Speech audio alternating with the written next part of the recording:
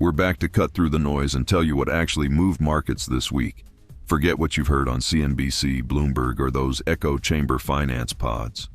This isn't two economic journalists chatting, and no, we're not interviewing a hedge fund billionaire. This is something totally different. It's a raw, real-time debrief between two AIs, both trained by a former top-tier institutional portfolio manager, breaking down what really moved global markets. The U.S. Supreme Court detonated the trade narrative with a 6-3 ruling that scrapped legacy global tariffs, sending the S&P up 1.1% and the Nasdaq 1.5% as investors priced out trade war risk overnight. But beneath the rally, U.S. GDP collapsed from 4.4% to 1.4%, while core PCE reaccelerated to 3%, reviving stagflation fears just as oil spiked 6% on fresh U.S.-Iran tensions. Europe led the upside on rate cut optimism despite weak industrial data. The UK surged on rising unemployment and pivot bets, while Japan's growth stalled and China faced fresh geopolitical whiplash after a Pentagon blacklist scare. In short, legal relief, macro stress, and a market split between euphoria and economic reality. Before you chase the next breakout or macro trade, pause. Let's unpack what the data is actually whispering, not just what the headlines scream. Like, share, and subscribe if you want real insights, not recycled takes. And stick around, because at the end of this episode, we're dropping the top 5 global risks that could blindside markets next week. You do not want to miss this.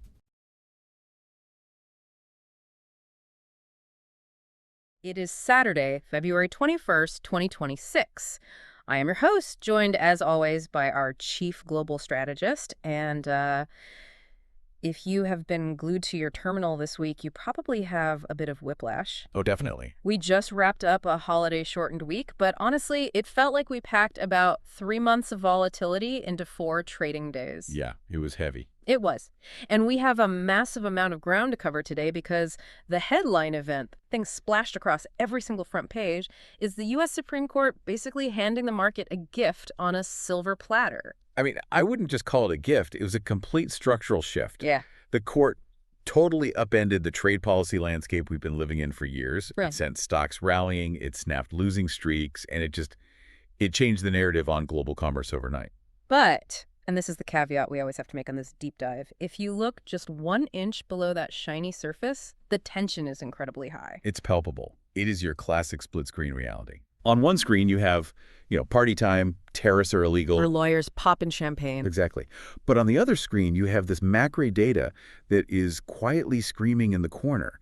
You've got this legal victory for global trade, sure, but you also have U.S. growth cooling off much faster than expected and inflation heating back up. Which is a toxic cocktail. Very tricky.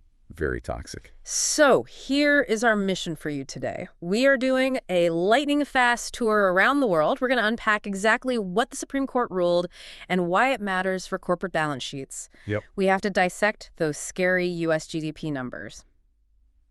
Then we're heading to Europe to see why they are leading the rally, checking in on the UK's weird bad news is good news moment. Always interesting. Looking at Japan's wobble and trying to make sense of a very confusing week for China involving the Pentagon. And we're wrapping it all up with our top 5 risks checklist. That is the cheat sheet you absolutely need before the markets open on Monday. Let's start right here in the U.S., the Supreme Court. A 6-3 ruling overturning the previous administration's global tariffs. This was the event of the week. The main event. S&P 500 popped 1.1%. Nasdaq was up 1.5%. Why did the market love this specific ruling so much? It comes down to the removal of friction. Pure and simple. Think about what those tariffs actually were. Attacks. Right, attacks on trade, attacks on supply chains, and maybe most importantly, a constant source of uncertainty for corporate earnings. Yeah, CFOs hate not knowing what their costs are going to be next quarter. Exactly. So when the court said no, the administration exceeded its legal authority, the market instantly repriced the risk of a global trade war down to near zero. It's this massive psychological liquidity injection. Because it removes the arbitrary nature of it, right? The idea that a policy could just change via executive order is suddenly off the table. It reinforces the rule of law in commerce. And this is the interesting part, there's a secondary layer here that investors are currently trying to figure out. The refund question. Yes. It wasn't just tariffs are gone, everybody go home. There is this lingering multi-billion-dollar question about the money companies have already paid. Right. If the tariffs were illegal from the start, Do these companies get their money back? That is the billion-dollar legal quagmire. If the government actually has to refund billions in collected tariffs, that's obviously fantastic for corporate balance sheets. So windfall. A massive windfall profit. But practically speaking, it's a chaotic process.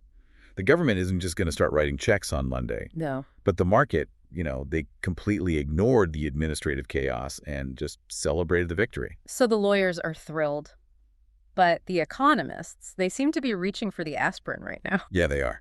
Let's talk about the cold shower the macro data gave us. Q4 GDP, it plummeted. It really did. We went from a robust 4.4% in Q3 down to 1.4% annualized. That feels like hitting a brick wall. It is a significant deceleration. Now, to be fair, we do have to look at the context. There is some noise in that number. The shutdown drag. Exactly. We saw weaker federal spending, partly due to the shutdown drag we dealt with earlier in the cycle.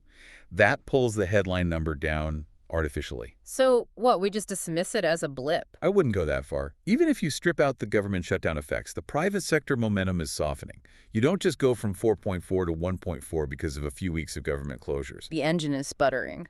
The engine is definitely sputtering. Consumer spending is holding up, but barely. Investment is pausing. And usually the textbook says when growth slows, inflation should cool off. That's the standard trade-off. You're right. But we got the exact opposite this week. The clean disinflation narrative, that idea that prices would just glide nicely back down to 2%, that seems completely dead. Buried.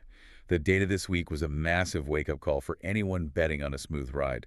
Look at the core PCE. The Fed's favorite measure. Their absolute favorite inflation measure. It rose 0.4% month over month. Year over year, it's at 3.0%. Headline PCE is at 2.9, which is the highest we have seen since March 2024. That is startling. We are back to levels we thought we left behind 2 years ago. Why is this happening if growth is slowing down? It's the sticky service sector inflation. The wages are still relatively high, and insurance, housing, medical costs, they aren't coming down. And this puts the Federal Reserve in a terrible position. Yeah, the January minutes showed that, right? A completely divided house. Yeah. You have some members saying, look, the economy's slowing to 1.4%. We need to ease rates to prevent a recession. Right. And then you have others pointing at this PCE number saying, if we cut rates now, we ignite a new inflation supercycle. It sounds like the stagflation ghost is rattling its chains again. Stagnant growth plus inflation. We aren't fully there yet. Unemployment is still relatively low, but the ingredients are all sitting right there on the counter. You have cooling growth, heating prices, and then you throw in the geopolitical angle. Oil. WTI crude jumped 6% this week. We're over $66 a barrel now. And that's driven largely by the U.S.-Iran tensions escalating. Correct. Escalating tensions there put a huge premium on energy. And energy is the one thing that can wreck the Fed's plans faster than anything else. Absolutely. If energy costs spike while the consumer is already dealing with 3% inflation, that 1.4% GDP growth could turn negative very quickly. So to synthesize the U.S. picture for everyone listening, the Supreme Court gave us a sugar rush of optimism about trade, but the actual underlying economy has a fever. That is the perfect way to frame it. The legal environment got better, but the economic environment got worse. Let's shift our gaze to Europe. Because weirdly enough, despite everything we hear about the European economy struggling, their markets are partying right now. They really are. The STOXX 600 was up over 2%. Europe is actually leading the global rally. What is driving this? It's a rotation play.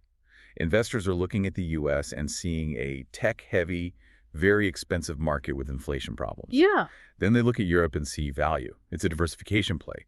Money is moving out of the Nasdaq and into European earnings because, relatively speaking, they just look cheap. But is the fundamental data actually better over there? Or is this just a least dirty shirt scenario? It's mixed. That's the polite word. Okay. The hard data, the stuff that measures what actually happened, is pretty bad. Eurozone industrial production fell 1.4% in December. That was way worse than anyone expected. Germany is struggling. Germany, the manufacturing heart, is really struggling. The factories are not humming. But the markets are still up. Because the soft data, the surveys, the sentiment indicators, is flying high. The PMI for new orders rose at the fastest pace in 4 years. Oh, wow. So business managers feel like things are about to boom, even if the factories haven't actually started building it yet. Yeah. The market is betting that the sentiment is a leading indicator and the production drop is just lagging. That is a very dangerous gap. Sentiment versus reality. Speaking of dangerous gaps, let's talk about the political gossip. Oh boy. There were reports flying around this week that Christine Lagarde might step down early from the ECB. This was the talk of every trading floor in London and Frankfurt. She came out and explicitly said her baseline is to finish her term. But you know how this works in central banking. Exactly.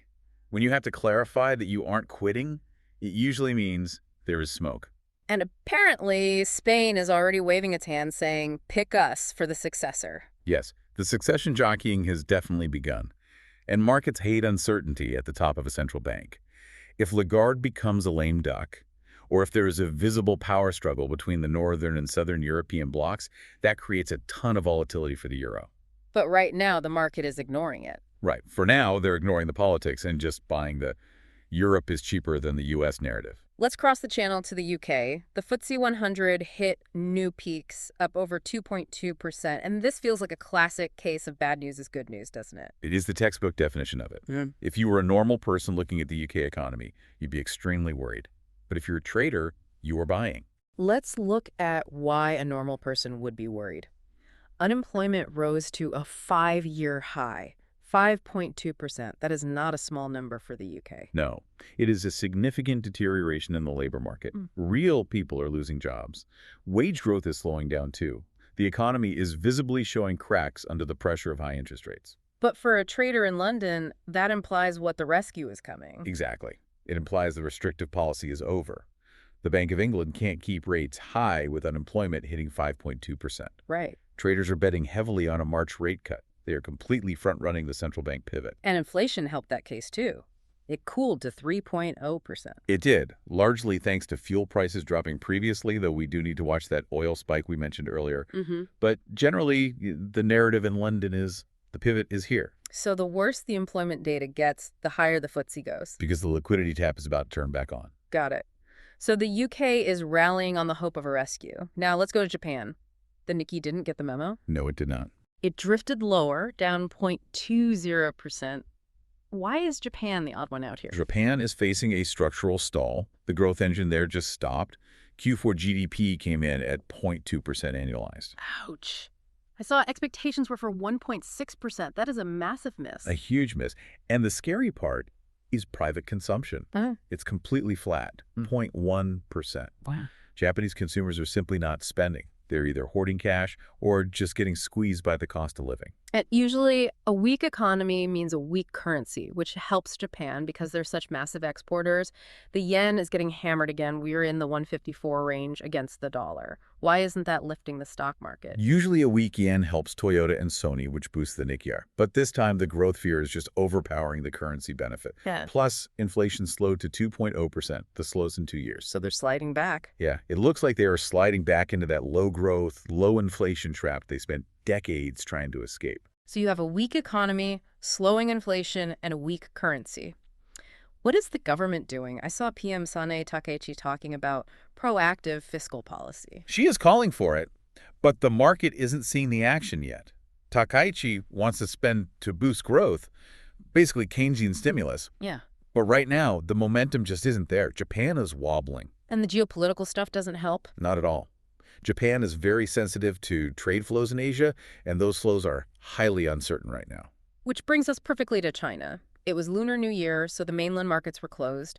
It should have been a quiet week. It really should have. But the U.S. Pentagon decided to make it interesting. Interesting is one word for it. This was totally bizarre. A moment of pure administrative confusion that has real, tangible market consequences. Yeah. The Pentagon released a list of firms allegedly tied to military support, a blacklist, essentially.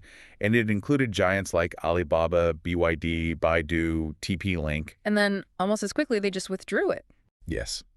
They put it out, panic ensued in the offshore trading, and then they said, oops, wait, never mind, we are reviewing this. But you can't unring that bell, can you? No. The damage is done. The fact that Alibaba and BYD were even on a draft list tells investors that these companies are in the crosshairs. It stoked a ton of fear about future restrictions. Right. Even though they reversed it, the risk premium on Chinese tech just went way up. If you are a pension fund manager in Chicago, do you want to hold Alibaba knowing it might end up on a Pentagon blacklist next week? Probably not. It feels like policy whiplash. It is. And on top of that, you have the IMF coming out saying China needs to transition to consumption-led growth, projecting only 4.5% growth in 2026. And then domestically, China quietly raised the telecom VAT from 6% to 9%. Right, which hurts profitability for the state telcos immediately. So even with the markets closed, the news flow was negative. Very. When the mainland reopens on Tuesday, there is going to be some serious pent-up positioning to deal with. Investors have had a whole week to stew on this bad news. Okay, we have toured the world. We've seen the U.S. tariff rally, the Europe sentiment play, the U.K. bad news buy, Japan's stall, and China's confusion. Now let's look forward. Next week, February 23rd to 27th, what is on your calendar? In the U.S., Tuesday is huge. We get Case-Shiller housing prices and, much more importantly, consumer confidence. That confidence number is critical for the soft landing thesis, right? Absolutely. Yeah. If confidence drops while GDP is already slowing, we have a major problem. Then Friday, we get the PPI, the Producer Price Index. After that hot PCE number we just talked about, everyone is going to be watching PPI to see if pipeline inflation, the cost of goods at the factory door, is hot too. What about Europe? Friday again, flash CPI for France and Germany. This sets the entire tone for the ECB. If those numbers are sticky, the Europe is leading, trade might unravel completely because it kills the rate cut hopes. In China. Tuesday, the mainland markets reopen. We will see exactly how investors react to the Pentagon mess and the holiday spending data. It will be a volatile open. All right, this is it, the part you have been waiting for. We are going to boil all of this down into the top 5 risks. This is your cheat sheet, the things that could blow up your portfolio next week. Let's go. Risk number 1. Risk 1 is U.S. inflation, repricing the Fed. The fear here is simple. We just had a hot PCE print. If Friday's PPI comes in hot, yields are going to spike. Yeah. The market will have to price out rate cuts and maybe even start pricing in a hike. That tightens financial conditions instantly and kills the equity rally. That would be a massive reversal. Okay, risk 2, U.S. consumer confidence cracking. We saw GDP at 1.4%. The consumer is practically the only thing holding the U.S. economy up right now. If Tuesday's data shows the consumer is bailing, scared by inflation or jobs, the soft landing narrative is gone. It becomes a hard landing narrative overnight. Risk 3, housing re-risks. This is where higher for longer rates actually bite. We need to watch the Case-Shiller index in construction spending. If real estate starts to buckle under 4% yields, that spills over into banking sentiment and broader wealth effects. People feel their homes losing value, they stop spending. Exactly. Risk 4, Europe's inflation surprise. Everyone is betting Europe cuts rates. That is the whole thesis for buying European stocks right now. But if France and Germany post sticky inflation numbers on Friday, that cuts are coming, vibe dies. And if the cuts aren't coming, European equities are currently way overpriced. Risk 5, China reopening volatility. Tuesday morning, markets open after a week off. You have the Pentagon headline, the VAT tax hike, and the IMF warning. If the opening is chaotic, or if we get new restriction headlines from the U.S., it hits sentiment across all of Asia. So to bring it all home, we had a fascinating week, a trade shock removal thanks to the Supreme Court that fueled a massive rally. But we are staring down the barrel of cooling growth and reheating inflation. The market loved the tariff reversal. It was a total dopamine hit. But the hangover is the return of the inflation versus growth conflict. The Supreme Court can fix trade law, but they can't fix a 3% core PCE or a 1.4% GDP. That is the thought to leave you with today. Did we just see a fake-out rally? The lawyers gave us a win, but the macro data is giving us a loud warning. Next week's confidence and inflation numbers will decide if this rally has actual legs or if it was just a reflex. Keep your eyes on the risks, not just the headlines. Keep watching the risks, folks. We will talk next week. Okay. Still watching? Then you're one of us, someone who actually wants to understand the markets. If this helped you think sharper, tap like, share the insight, and hit subscribe. Smarter markets need smarter minds. Let's grow this together. New AI-powered episodes drop every week. Imagine this format: AI-powered, sharp, fast, built around your industry, your firm, your market. For investors, leaders, or teams that move fast, we create custom podcasts designed to inform and impress. Curious? Contact us to build yours. Bespoke, bold, built by Flamingo's Research and Advisory.